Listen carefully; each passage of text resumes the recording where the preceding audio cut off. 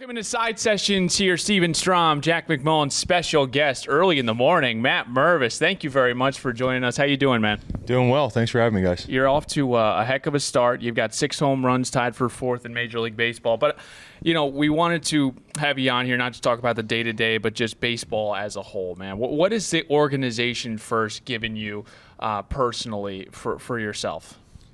I think the big thing for me is the fresh start. I'm really grateful for the opportunity to play just about every day, get a lot of at-bats, have a long runway, and just, kind of get my feet under me in the big leagues. And from an actual baseball perspective, I think it's been really good working with the hitting coaches. I've mentioned this around in other interviews, but had a really good FaceTime call in the off-season. They laid out a good plan for how we're going to attack spring training and throughout this season. I think we're doing a good job of that. And they is who? The hitting coaches, Pedro, Derek, and Joe, the hitting director. They looked into what I've done well in the past, what I kind of got away from the last 2 years, and we had a really good plan coming into camp. Merv, I got to know you over the last couple of years in AAA, and that's not a place where you want to get to know an announcer, right? You want to get to know him in the big leagues. And, I got to know you as an Iowa Cub, and the Cubs, it was a unique situation where you weren't getting that runway that you just mentioned. I mean, you were up for 10 games, and then it was back to AAA, and you were mashing in AAA. Now that you have that kind of elongated runway in the big leagues, what does that mean for your kind of psyche on an everyday basis, knowing that you're a big leaguer the next day, even if you do go over 3? Yeah, it feels good. I know. I pay attention to my own strikeout numbers and whiff numbers and all that stuff, and they're pretty elevated right now. But not having to worry about the repercussions of that, and just knowing I'm going to be back in the lineup today, I'm going to have the chance to work on stuff again, is huge for me. It's a lot of pressure off my shoulders to not feel it felt like a lot of eyes were on me to perform every single day. And obviously there's still expectations here, but it's not to that extent. In basketball, they call people that are always in the gym rats. I guess baseball field rats. Is that what it is? It feels like you're one of those. You're cerebral. What is your relationship with the game of baseball? I just love it. I love being here. The hotels are great in the big leagues, but I'm by myself in the room. So, like I said, I think about my own stats, swing, whatever it is. I think a lot. So sometimes it's good to get away from myself and be around other guys who are all going through the same thing. And then from the actual work side of it, I love it. I love hitting. I love the weight room. I love doing defensive work on the field early and in the team setting. So it's just fun for me. A lot of guys will, look at others and say, hey, I really appreciate what this guy does in the swing. I appreciate what this guy does. I know you're a guy that not only watches video of yourself, but watches the best on the planet at what they do. Who are some of the guys that jump out to you that you maybe take a little bit from in the swing, but also just admire the work that they do? I think in our clubhouse, I'm impressed by Stowers and Conine a lot. I mean, pretty similar, bigger left-handed hitters, so it's easy for me to say that. Griff is constantly working on his swing, his feels, whatever he needs to do. Stowers has made a ton of really good adjustments from the spring all the way to this point in the season. And mentally, super impressed with Stowers, just the way he approaches baseball. His ability to flush a bat at bat, move on to the next one. And we've seen already he's had a couple games where he starts a little slow and then comes up big with a late inning hit. So just really impressed by his ability to do that. And then around the league, Schwarber, obviously incredible power.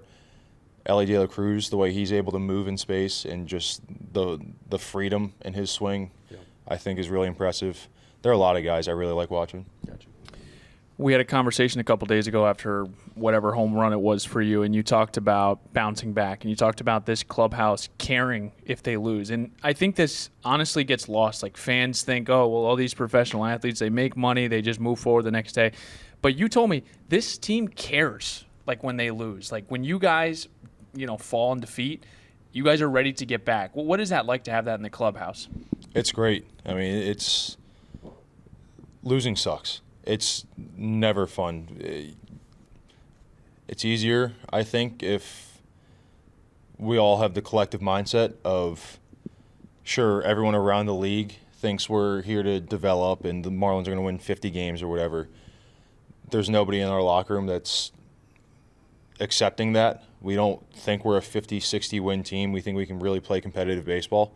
And so every loss is difficult. It's an opportunity to learn, but it's definitely frustrating. And we know we're capable of playing better baseball than we have the last 4 or 5 games, whatever it is. Mm-hmm. How do the wins feel in a big league clubhouse? I'm sure that has to be like the best feeling in the world. It is. Every win is so valuable and so important. It's just, like I said, I love being around these guys. It's so fun to celebrate after everything comes together. We put a good game together and we get the result. Go ahead, Jack. You got something? Yeah, no, you told me you kind of walked through a funny process when you got family in town. And you had family in town in D.C., and then you have, I think I saw you talking to some people today in Philly or yesterday in Philly, and you said, listen, if we win, I'm going to be fun to be around. If we lose, I'm not going to be fun to be around. I love that about Merv, that he takes it personal, man. I love that, Yeah. man. So what is your relationship with being at the ballpark versus getting away from the ballpark? I mean, how good are you at compartmentalizing what happens at the ballpark? I'm okay at it. I'm definitely not the best at it. It's something I'm working on, but yeah, I mean, this matters to me.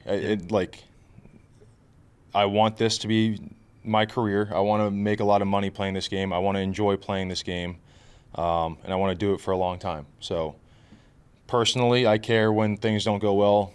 As a team, I care when we lose, but I do want to be better at when family's in town, I want to leave it here. At least, I mean, I can go back to it when I'm at the hotel, but Sure. kind of enjoy the family time while I can get it. What's the vibe in the clubhouse right now?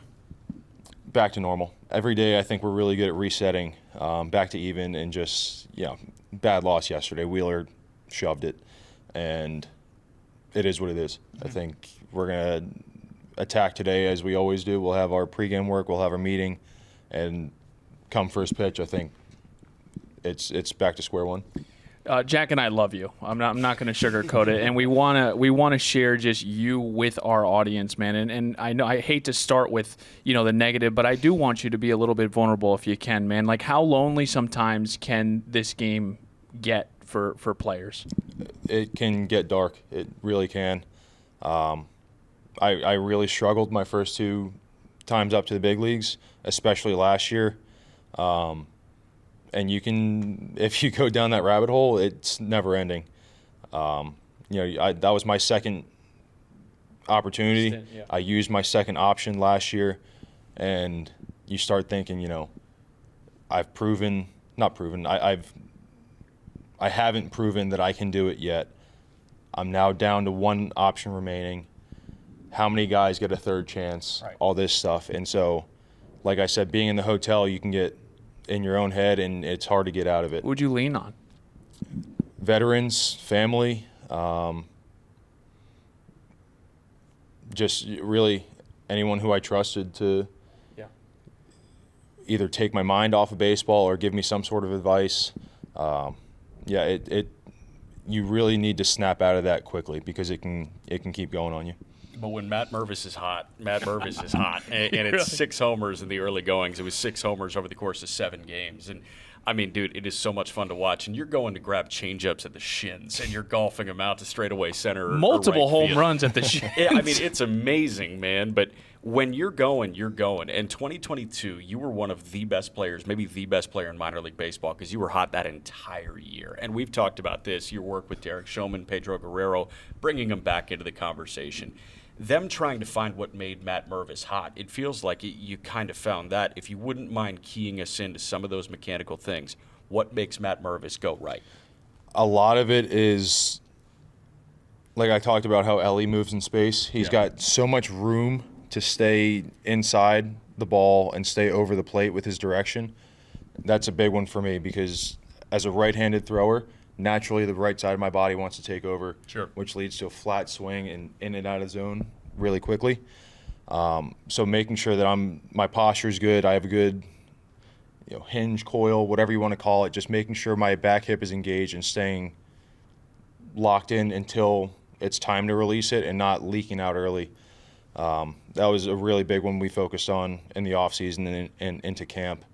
and now it's just kind of hammering down the same stuff. There's a few directional things we're working on, a little bit of bat path, but I think that cleans up with good direction. So, just trying to get back to. It's hard to work retrospectively, but I mean, that's the best swing I've ever felt. So I'm trying to get back to it. Makes sense. Nicknames here. Mash Mervis, the Mervinator. You played for Team Israel in the World Baseball Classic, so the Hebrew Hammer has been circulating as well. What's your favorite? I like the Hebrew Hammer. I think it's great. Can we call you that? You can call me whatever you want. I won't stop you. Mash was great. It was a couple Cubs fans and Joe over at Obvious Shirts did a really good job with that.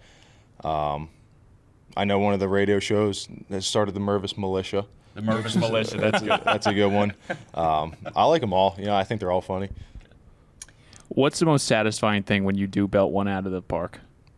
The dugout.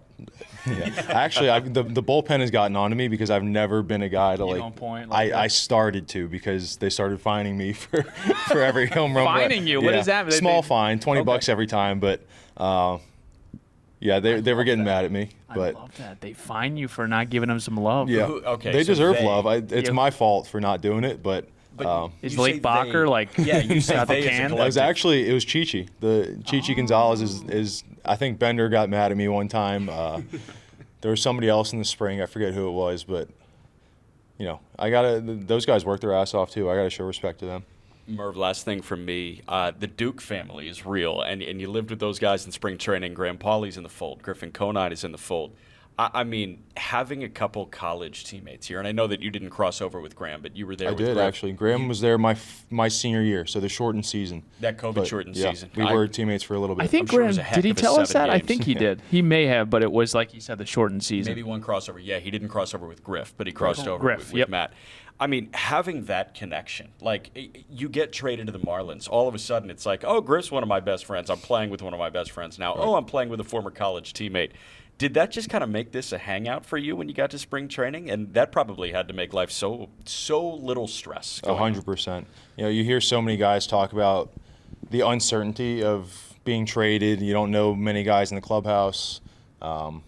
You kind of walk on eggshells for a little bit. I had absolutely none of that. My first text was to Griffin and Adam Lasky, who's a pitcher in AA with us. Immaculate inning the other day, by the way. 9 Ks, I think.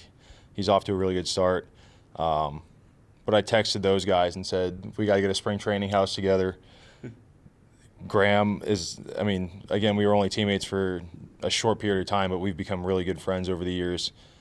I know Moskos from the Cubs. I know Alon from Team Israel. So I walked into a clubhouse knowing a good Has to amount of make a people. huge difference, Huge difference. I was comfortable walking in. And actually at FanFest was my first exposure to all the other guys, and I had Griff said, dude, I'm following you this weekend, get me invited to dinners, like introduce me to people, and he did an awesome job. So it's been a great transition. I got 2 left for you. Do you have any questions for us, man? We never ask you like if you have anything for us. We just pepper you with like, what's your loneliest moment? What's it like hitting a home run? Like, if you want us to be vulnerable, you let us know. Do you have any questions for us? And I'll let you think about that. But we hope you're here for a long time, man. When fans talk about, who's Matt Mervis? Like, what do you want them to be able to say? Kind of what we've talked about today. I love the game. I love the work. From a team perspective, if they ask about the Marlins in general, I want everyone to know that we care for each other. We care about the results on the field, and we're going to show up every day and give it our best shot. I mean, that's all you can really do. Just reset in between the good games and the bad games and play hard. But personally, I think that's what I would say is I'm going to give it everything I can, and we'll try to take off over the next year or two. Any questions for radio? You have no you're a fan of radio, or do you I listen? like radio. I do. I think it's very impressive to be able to do it without somebody watching you. You have to paint the picture so well that people will enjoy tuning into you guys. So I'm very impressed. My question, I think, for each of you is, who's your favorite player you ever seen? Favorite player that we've seen live. Marlins or I'll take it external? first. I'll go a Marlin, and I'll go. Okay, go ahead. Former Marlin, Mark Burley is my favorite athlete of all time. Best game that I've ever been to. Mark Burley at the end of his career with Toronto against Chris Sale, the peak of his powers with the White Sox. Dueling complete games in an hour and 54 minutes, and that was the best game ever, and Burley is my favorite athlete of all time. I would say Yuri. Yuri was special, and I'm excited to see what He will be has very to. special. Yes. He already is, and I'm excited to see what it looks like with. Honestly, I think there's a ton of valuability with sitting on the sideline and being able to at least like take in baseball for a year, which he did last year. Excited to see Yuri, and then I don't know if I feel. Is it okay if I name another player that's a non-Marlin? Absolutely. I mean, Merv asked me. I would say between Mookie and Ronald Acuna. I think those those two are good answers. were special as well. There you go. Great question, Murph. Yeah, Thank very good question. Thank you so much for joining us, man. Go get them. Keep hitting home runs. This is Side Sessions. Jack McMullen, Matt Mervis, Steven Strom. We'll talk to you next time.